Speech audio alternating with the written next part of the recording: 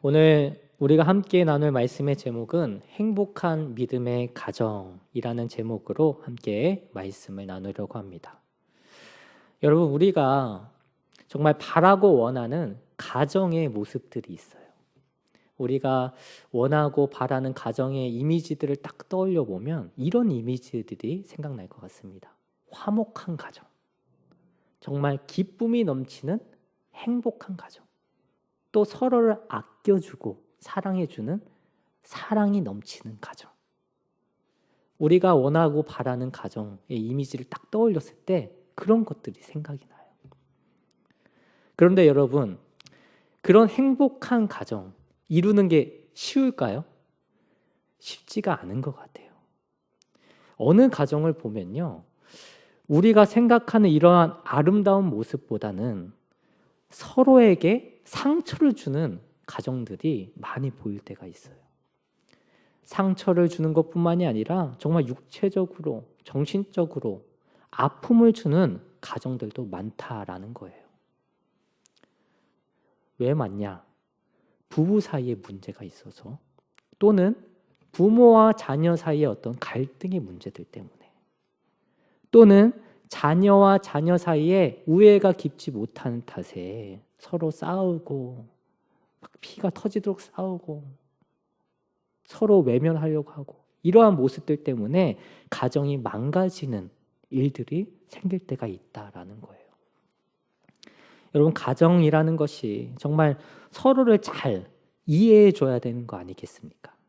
그리고 서로에게서 가장 안전함을 느끼고 편안함을 느껴야 되는 게 가정인데,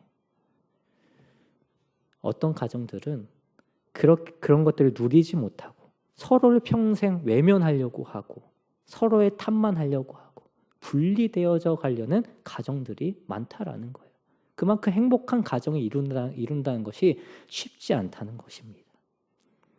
뿐만이 아니라 이 감정의 골이 너무 심해지면요, 정말 비극적인 일들도 일어나요. 어느 한 목사님이 말씀을 전하시면서 한 예화를 들려주시는데 이런 예화를 들려주시더라고요.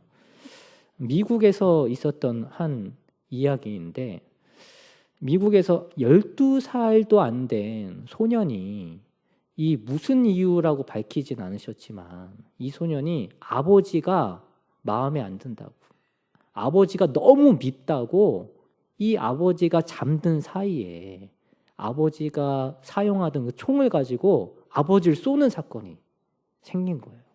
결국 아버지는 돌아가셨어요. 그래서 이 아이는 결국에 어린 나이에 이 감방에 수감이 되었다는 거죠. 이 감방에 수감이 된 이 아이가 저녁 시간이 되니까요, 이 조용한 저녁 시간에 이제 혼자 울고 있는 거예요. 울면서 혼자 뭐라고 중얼중얼 하더래요. 그래서 이 교도관이 이 아이가 도대체 뭐라고 중얼거리나 이게 들어보려고 이 아이한테 가까이 다가갔대요. 그랬더니 다가가서 들어보니 이 아이가 이렇게 얘기를 하고 있다라고 하는 거예요. 아빠 보고 싶어요. 아빠 정말 미안해요. 아빠, 나는 아빠가 보고 싶어요. 이렇게 중얼중얼 거리고 있다는 거예요. 이게 무슨 얘기예요? 그 소년에게는 여전히 부모가 필요한 건 분명하다는 거예요. 이 어린 소년에게는 부모가 필요하다는 것을 혼자 그렇게 표현해내고 있어요. 하지만 이 가족이라는 이유에도 서로 갈등이 생기니까 이런 큰 비극의 문제로 서로 영영 갈라져 버리는 일이 생겼다는 거예요. 여러분, 우리의 가정이 갈등이 생기지 않고 정말 서로 상처를 남기지 않고 서로 탓하지 않는 가정이 되려면 어떻게 해야 될까요? 서로 사랑하고 행복한 가정을 이루기 위해서 서로에게 어떤 모습을 보여줘야 될까요? 오늘 우리는 이 특별히 부모와 자녀 사이의 관계를 두고 행복한 가정을 이루려면 어떻게 해야 하는지를 우리가 나누어 보려고 합니다. 우리가 정말 부모와 자녀가 모두가 행복한 가정이 되려면 가장 우선 우리 가정이 믿음의 가정이 돼야 돼요. 믿음의 가정이 왜 돼야 되냐? 믿음의 가정이 되면요, 서로가 좀 불편해지더라도, 갈등이 생기려는 부분이 생기더라도 믿음의 가정 안에는 나를 돌아볼 수 있는 말씀이 있거든요. 그리고 믿음의 가정에는 다시 서로의 관계를 위해서 서로를 중보하고 기도할 수 있는 기도라는 것이 있거든요.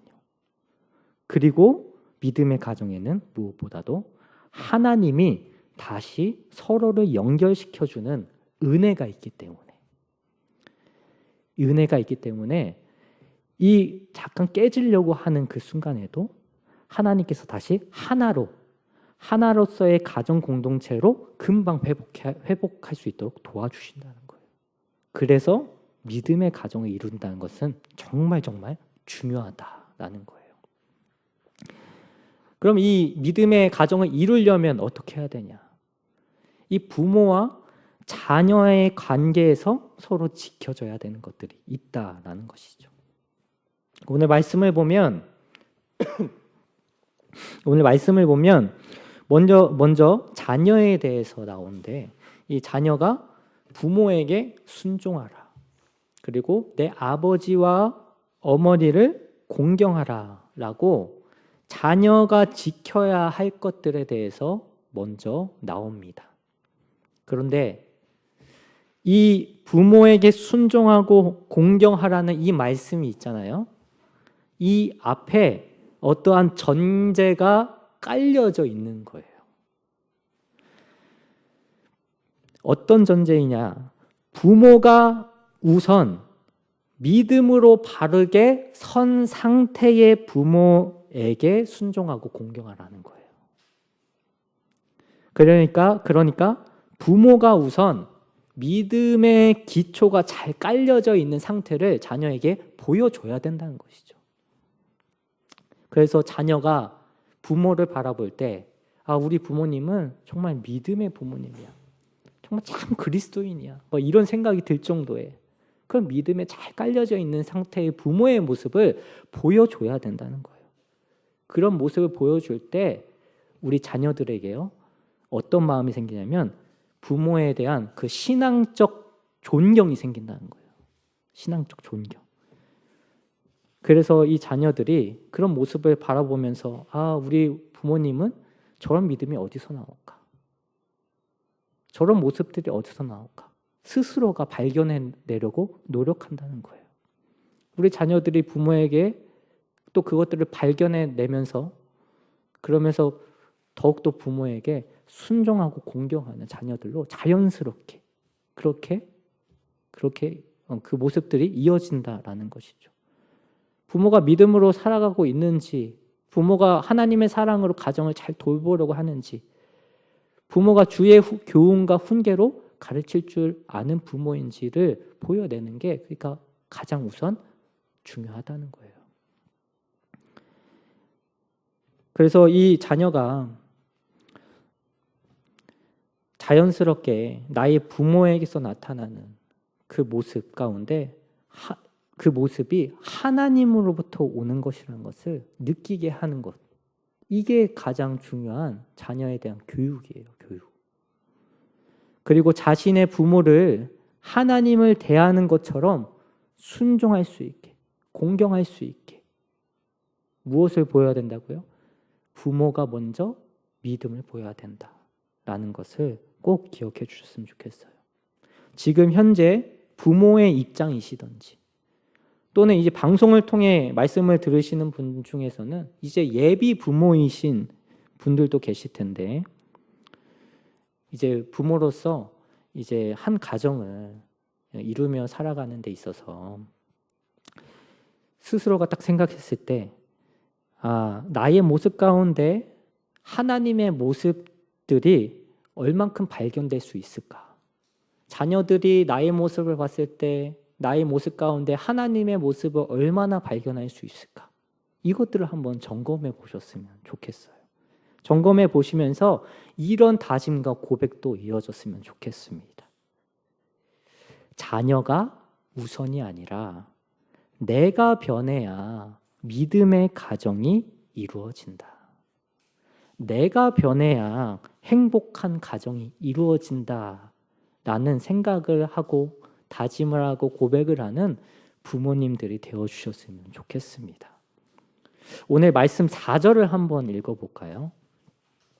오늘 본문에서 4절입니다. 다 같이 읽겠습니다. 또 아비들아 너희 자녀를 노엽게 하지 말고 오직 주의 교훈과 훈계로 양육하라. 아멘. 이 말씀처럼 이 자녀와의 관계를 이 믿음 안에서 바르게 하고 또 믿음 있는 가정을 꿈꾸고 계신다면 먼저 자녀를 노엽게 하는 그런 말이나 행동보다 먼저 믿음이 무엇인지 보여주면서 자녀에게 다가가는 게 중요하다는 거예요. 이 순서가 잘못되면요, 결국 남들 키우는 대로 키우게 돼 있어요. 자녀를 양육하는 데 있어서 그냥 남들처럼 키우게 돼 있어요. 그래서 부모가 먼저 믿음으로 잘 서 있는 게 중요하고, 정말 하나님과 믿음이라는 것을 믿음을 가지고 이 가정이 연결되어져야 된다는 것을 잘 가르치지 않으면 그냥 남들 키우는 대로 키우게 돼 있는 거예요. 그 남들 키우는 대로 그냥 키우다 보면 어떤 트러블이 생기냐? 이 자녀들이 그냥 튕겨져 나가요. 그냥 튕겨져 나가요. 나가서 이게 다시 돌아오게 부모가 바라면서 또 부모가 남들이 하는 것처럼 야, 너 이제 그만해. 너 그렇게 하면 안 돼. 라고 얘기하잖아요. 그럼 그 자녀들은요, 더 말이 줄어들고 더 멀어질 거예요.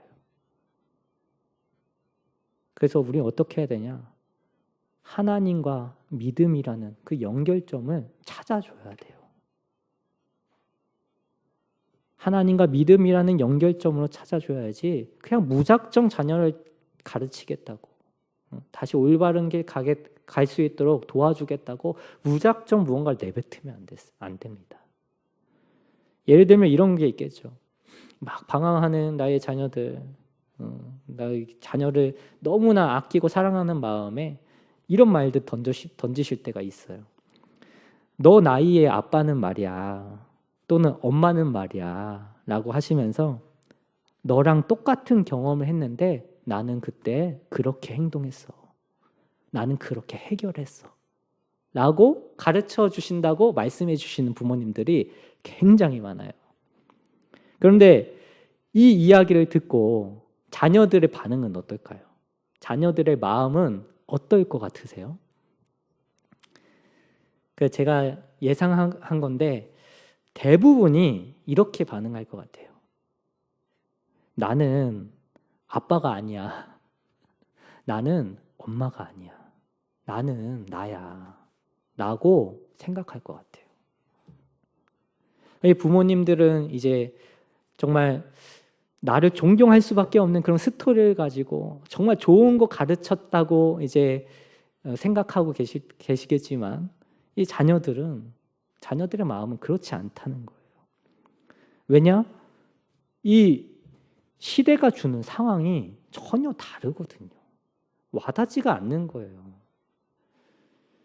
그러니까 이 자녀들이 이 부모의 그 경험을 듣고 그 부모의 경험을 자신들의 그 상황에 자신들이 살아가는 그 과정 가운데 부모의 경험을 대입하지 않는다는 거예요. 너무 다르게 느껴지기 때문에. 그러면 어떻게 해야 되냐? 시대가 바뀌어도 모든 것을 이해하시고 이 자녀들의 모든 것들을 헤아려 주실 수 있는, 하나님을 함께 바라보게 할 수 있는, 하나님을 함께 바라볼 수 있도록 도와주는 부모가 되어야 된다는 거예요. 그런 믿음의 가족 공동체를 만들어 줘야지 된다는 것이죠. 말씀과 기도 가운데로 인도해 주는, 부모가 하나님과 같이 자녀를 인도하는 그런 가정을 이루어 줘야 된다라는 거예요. 부모가 하나부터 10까지 다 가르쳐 주려고 하지 않아도요, 그런 모습 보여주면요, 이 자녀들이요, 이 신앙의 유산만으로도 그 자녀의 삶, 그 모든 가정 가운데 그 부모의 신앙의 힘을 빌려서 살려고 그냥 아둥바둥하면서 열심히 살아낼 거예요. 그리고 부모에 대한 그 감사와 존경을 보일 거란 말이죠. 여러분, 결과를 주려고 하지 마시고 함께 하나님을 바라볼 수 있는 그런 가정이 될 수 있도록 그렇게 자녀들을 가르쳐 주시는 부모님들 되어 주셨으면 좋겠어요. 제가 자녀를 대표해서 뭔가 부모님들한테 잔소리하는 것 같으시죠? 근데 여러분들도 잘 알고 계시는 것처럼 부모는 자식의 거울입니다. 그래서 어쩔 수가 없어요. 그리고 제가 신도림 중앙교회 와서 신도림 중앙교회뿐만이 아니라 어느 교회에서 사역을 하든지 항상 이 믿음의 가정에 대한 설교를 할 때마다 항상 부모님에 대해서 부모님께 부탁을 드리면서 설교를 하는데요. 왜 그러냐? 제가 이 신도림 중앙교회 와서도 이 수요 기도회를 이제 인도하면서 설교를 이제 하면서 저의 이야기를, 제 삶에 대한 이야기를 짧게 드렸던 적이 있어요. 그래서 이제 수요 기도에 참여하셨던 분들은 제가 어떤 삶을 살았는지 이제 짧게나마 이제 아시는 분들이 많이 계실 텐데요. 저는 어렸을 때 아주 크게 깨진 가정에서 자란 아이예요. 그래서 이 깨진 가정에다가 저희 집은 믿음도 없었어요. 신앙도 없었습니다. 그러니까 이 부모님이나 자녀들이요, 서로 회복을 하고 싶은데 어떻게 회복을 해야 되는지 모르는 거예요. 그래서 서로 각자만의 이 노력을 가지고 한번 서로 다시 화목해질까 해보려고 이제 시도는 해봤지만 얼마 가지 않더라고요. 그래서 와차상 깨지고 다 흩어지게 됐어요. 부모님이 이제 그 와중에 부모님들끼리 막 서로 탓을 하다가 이제 서로 탓을 하기가 아쉬우셨는지 자녀들에게까지 야, 누가 잘못했어? 이렇게 깨진 거 누구 잘못이야? 막 저희들한테는 막 화풀이 하시고 하셨거든요. 이렇게 늘 원망의 폭풍 속에서 살아갔어요. 제가 그러다가 이제 가족들이 다 흩어지고 이제 제가 성인이 되고 시간이 좀 흘러서 이제 어머니와 겨우겨우 다시 살 수 있는 기회가 생겼거든요. 그래서 어머니랑 다시 살게 되었는데 그 살게 된 그날부터 365일 내내 아버지 욕을 그렇게 많이 들었어요. 제가 질리겠습니까? 안 질리겠습니까? 너무 질려요, 진짜. 이해는 하지만, 어머니의 마음을 이해하지만 너무 질리도록 힘든 거예요. 그래서 제가 어머니와의 관계도 위태위태해져 가는 거예요. 뭔가 회복하려고 노력하고 싶어도 뭐가 없어요. 딱히 떠오른 방법이 없어요. 그게 너무 힘든 거예요. 그때 그런 시간을 보내면서 제가 한 가지 확실하게 배운 게 있었습니다. 역시 믿음의 가정이 아니다 보니까 이 가족 간의 이 갈등의 문제가 생기면 이걸 이겨낼 수 있는 방법을 찾는 게 어렵구나. 서로 탓만 하고 다시 하나가 될 수 있는 이 연결점을 찾는 게 너무 어렵구나 라는 것을 제가 정말 확실하게 배우는 시간이었습니다. 그러나 그래도 하나님께서 감사하게 저에게는 또 하나의 가정을 주셨거든요. 제가 어린 시절 가정이 깨지고 나서 이제 혼자가 돼서 성인이 될 때까지 저에게 또 하나의 가정을 주셨어요. 하나님께서 제가 다니던 모 교회의 목사님을 믿음의 아버지로 모시게 하셨어요.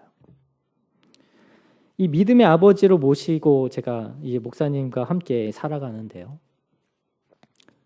이 목사님도 저를 정말 아들처럼 그냥 생각하시고 그냥 저를 키워주셨어요. 목사님 집에서 잠도 자고 밥도 먹고 그리고 교복도 사주시고 학비도 대주시고 하면서 제가 믿음의 가정을 저한테 선물로 주신 거예요. 근데 이 믿음의 가정에서 살다 보니까 깨달은 게 있었어요. 아, 믿음의 가정의 가장의 역할이 진짜 중요하구나 라는 것을 깨달았어요. 어느 부분에서 깨달았냐면, 그렇게 목사님이 저를 아들처럼 생각해 주시고 키워 주시는데, 근데 저는 이제 성장기 때에 있었으니까 성장기 때에 있는 그 청소년들이 방황하고 힘들 때가 있을 거 아니에요. 그죠? 그때 이 믿음의 아버지가 늘 저에게 말씀에 근거하여서 저를 가르쳐 주셨어요. 말씀에 근거하여서 제가 이 세상을 또 어떻게 살아갈 수 있을지, 또 말씀에 근거하여서 어떠한 결과를 향해서 나아갈 수 있을지에 대해서 가르쳐 주시더라고요. 그리고 그냥 그것까지만 딱 설명해 주시고, 이 믿음의 아버지는 제가 그렇게 살아가는지 확인하려고 하시는 게 아니라 그걸 위해서 그냥 끊임없이 기도해 주시더라고요. 그러니까 제가 지금 그나마 이렇게 좀 바르게 성장한 게 아닌가라는 생각이 들더라고요. 그걸 느끼면서 제가 믿음의 가정과 믿음의 가정을 이루지 못한 가정의 차이가 이렇게 크구나 라는 것을 느끼게 되었어요. 믿음의 가정은 함께 하나님을 바라보게 만들고, 또 믿음의 가정은 하나님과 연결되어 있다는 것을 배워서 어떠한 상황에서도 하나님을 통해 화목을 이룰 수 있는 거구나 라는 것을 배우게 됐어요. 그러면서 그 믿음의 가정을 이루는 게 행복한 가정 이루는 거구나 라는 것을 배우게 됐다라는 거예요.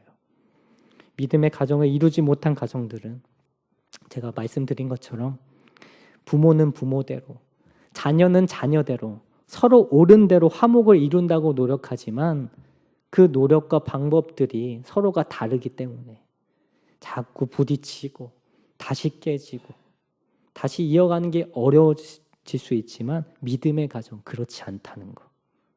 정말 믿음의 가정을 이루는 게 정말 행복한 가정을 이루는 최고의 방법이라는 것을 여러분들이 기억해 주시길 바랍니다. 행복한 가정을 이루는 방법은 믿음의 가정을 이루는 것입니다. 가정의 환경이 중요한 게 아니에요. 환경을 바꾸는 게 중요한 게 아니에요. 믿음의 가정을 이루는 게 중요하다라는 것입니다. 그래서 믿음의 가정을 이루기 위해서 이 필요한 것들을 좀 말씀을 정리하면서 정리해 보자면, 첫 번째로 행복한 믿음의 가정을 살아가기 위해서는 내가 변해야 행복할 수 있다는 생각을 하는 부모가 되어야 한다라는 생각을 해주셨으면 좋겠습니다. 내가 먼저 믿음으로 살아가는 부모가 되어야 된다라는 것. 그리고 두 번째로 하나님과 연결된 믿음의 가정의 모습을 보여주어야 된다라는 거예요.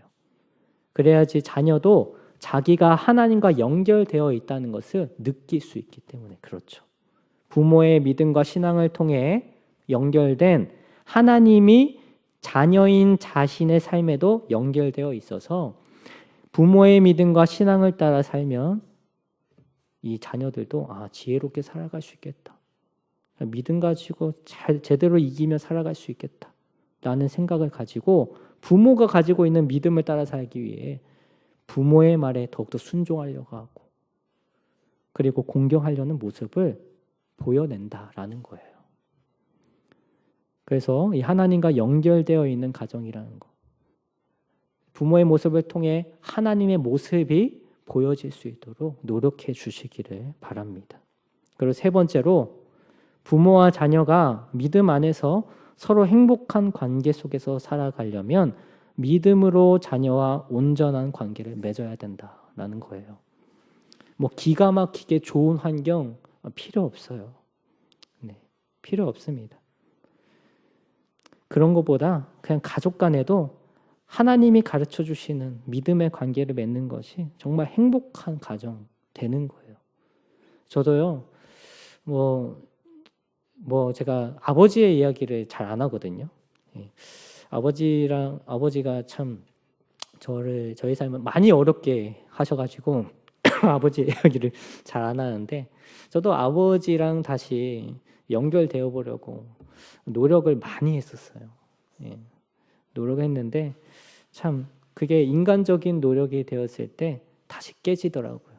그 환경을 바꾸어 보려고도 막 노력했는데 그게 산산조각이 나더라고요. 그죠? 부모와 자녀 모두가 믿음 안에서 하나 되는 거. 그게 가장 온전한 방법이라는 것을 또 배우는 시간들이 있었는데, 여러분 어떤 환경 바꿔서 그 관계를 회복하려고 하지 마시고 믿음 안에서, 부모와 자녀가 믿음 안에서 회복을 이루고 화목을 이루는 그런 가정들이 일어나가셨으면 좋겠습니다. 그래서 신도림 중학교의 모든 성도님들의 가정이 정말 행복하고 아름다운 믿음 가정 이루어 가시기를 주님의 이름으로 축원합니다. 그래서 우리 모든 신도림 중학교의 성도님들의 가정에 작은 천국이 이루어지길 다시 한번 축원합니다.